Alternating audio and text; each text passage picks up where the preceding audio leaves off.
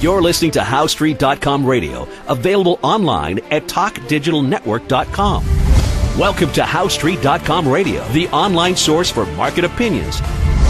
Here is Jim Goddard. My guest is Keith Schaefer, editor and publisher of the Oil and Gas Investments Bulletin. Their website, oilandgas-investments.com. Welcome to the show, Keith. Jim, thanks for having me on again.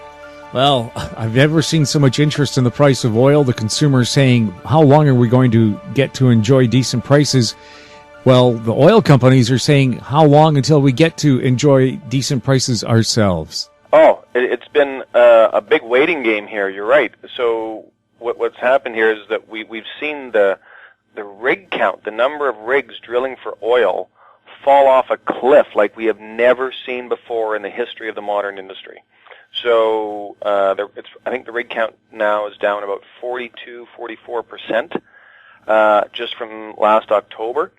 So, and yet production continues to set new records on a regular basis. Like the States, I think in the States there's been like 6 new records in a row now.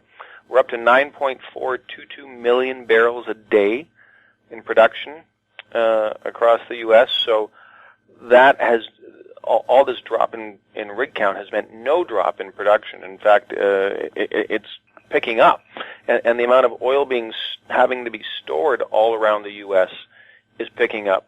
So, yeah, the states, the consumers are looking at this story going, wow, oil prices have already come back up 20-30%. Is all the good times over? And the producers are saying, well, when gasoline's gone up, but really oil hasn't. So when do our oil prices go up? So yeah, you've got the producers and the consumers on opposite sides of the fence here.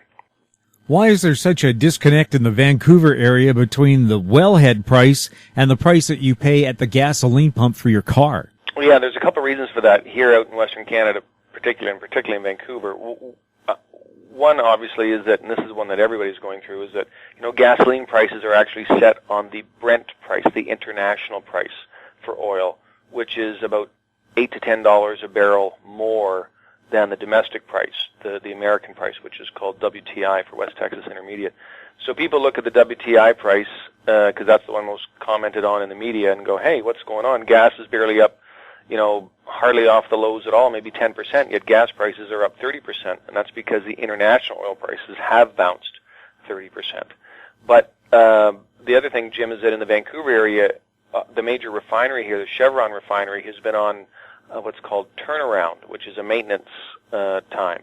And so that is easily worth a few pennies a liter, because you have to bring in more, you have to go buy more gasoline from somewhere else to meet demand here. So yeah, that's why we're the highest price. Plus we obviously have the 15 cent a liter metro tax, so that some other cities have, but I think ours is the largest.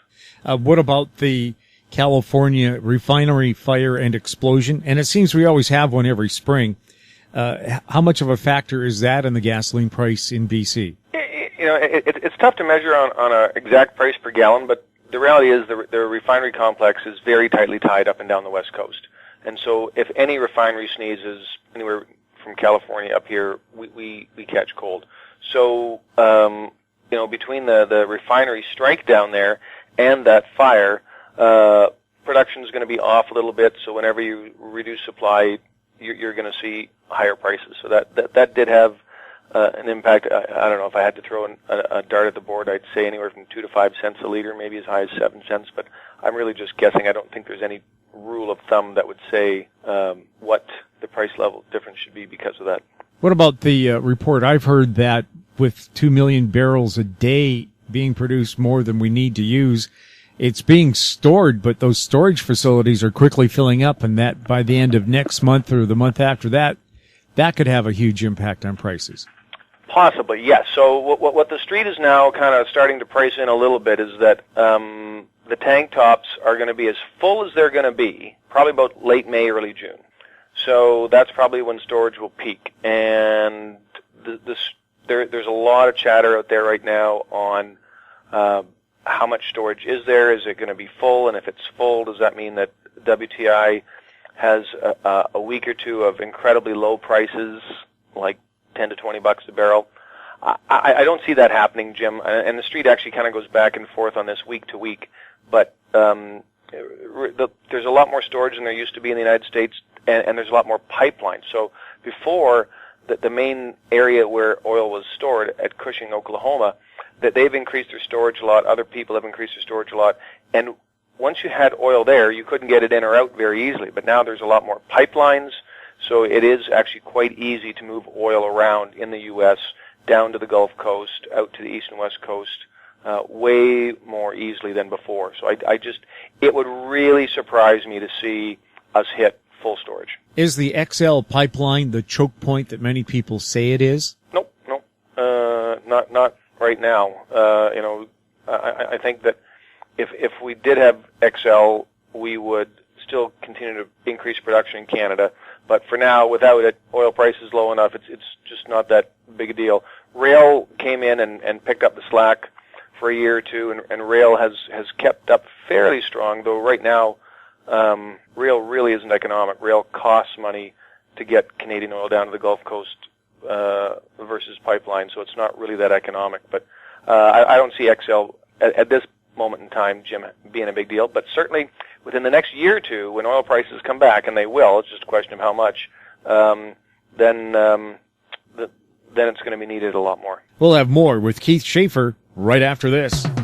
More and more people are looking to the internet for intelligent, riveting, and thought-provoking interviews. To advertise on the Goddard Report and TalkDigitalNetwork.com, call 604-699-8600, 604-699-8600. Welcome back. We're speaking with Keith Schaefer, editor and publisher of the Oil and Gas Investments Bulletin. Keith, does this huge international drop in the price of crude increase the argument that Canada really needs a WestEast Pipeline so that the eastern part of Canada is not importing oil but using Canadian oil? Well, it's not such a big deal for eastern Canada, but it's a huge deal for western Canada. Honestly, Jim, what we're already seeing now is that a lot of the waterborne imports into eastern Canada are being replaced by American imports. So American exports of oil to Canada have gone through the roof in the last few months, last really year or two. So the refineries in eastern Canada are getting very cheap oil, much cheaper than they were before internationally. But certainly for the producers, Jim, that a pipeline to eastern Canada would make so much sense. Like, it would just give them another outlet, more egress, it's called, and allow them to get a bit better price than what they are right now.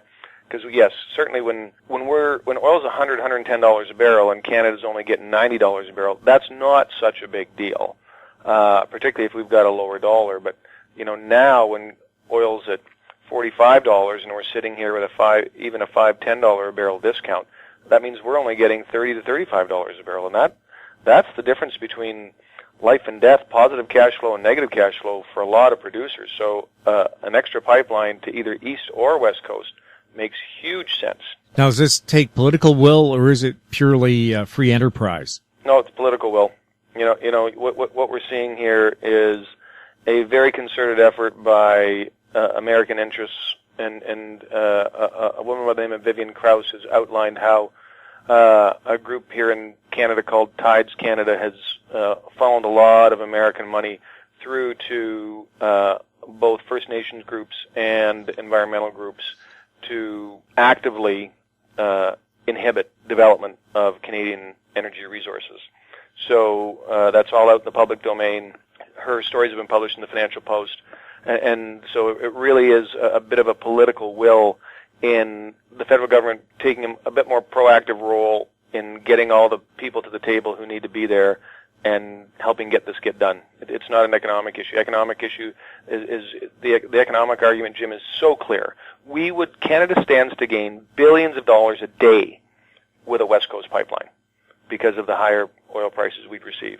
Why is there so much resistance to pipelines? In Seattle, people are protesting because they want pipelines instead of rail cars. In the lower mainland of British Columbia, they're protesting because they don't want pipelines. Does that mean they want more rail cars? I honestly can't get inside the heads of these people. They would like to see an alternative energy fueled economy of wind and solar, and I think those are noble goals, and I wish them the best in trying to achieve that. But I would say trying to stop fossil fuels to make that happen isn't the way to go. It's you need to keep moving on what your positive agenda is. There's no point stopping our fossil fuels from reaching the West Coast. Makes no sense for anybody. So, for the large part, these people are protesters that you see around North America and in other places in Canada, and it's disappointing that. Lucky for them, we've got a very progressive democratic country here, and they're allowed to do all this stuff. And so, really, it's just a question of the industry and government stepping up to really combat a lot of this misinformation and get all the stakeholders at the table and get a deal done so everybody can keep prospering. You look at the layoffs that's happening now in Alberta and both in the two major cities and out in the rural areas, and it's pretty severe. Alberta's probably going to have a recession here, and so it really is important to get the ball rolling here. Do you think sometimes people are just so concentrated on their own little neighborhood, they forget that as a country we depend on a good, productive energy sector? Oh, I don't think those people care. That's not what they're about. That doesn't even come into their consciousness at all. They've got an agenda, and there's no thoughts to other people in that agenda. It's just, no, we need to stop the oil sands. These are the climate change people. These are the alternative energy people. And like I say, noble goals, absolutely noble goals. But go out and create something as opposed to stopping something. I don't think there's been a lot of education about, how safe modern pipelines are, because the pipelines that keep bursting, they're old things. Somebody explained they're older than Elvis would have been right now, which is 83, 85, something like that. Yep. So it's really important in my mind that the people understand the danger isn't new pipelines, it's old pipelines. So hopefully we can get that argument moving forward and get something built, because there's a lot of money on the table. Keith, thanks a lot for chatting with us. God bless you, Jim. My guest has been Keith Schaefer, editor and publisher of the Oil and Gas Investments Bulletin, their website, oilandgas-investments.com. You're listening to HowStreet.com radio. Find us on Twitter at Talk Digital Net. Check out our popular YouTube channel, Talk Digital Network. Comments about the show can be sent to info@HowStreet.com. I'm Jim Goddard. Comments made on HowStreet.com radio are an expression of opinion only and should not be construed in any matter whatsoever as recommendations to buy or sell any financial instrument at any time. Available online at TalkDigitalNetwork.com. HowStreet.com radio is a production of HowStreet Media Incorporated.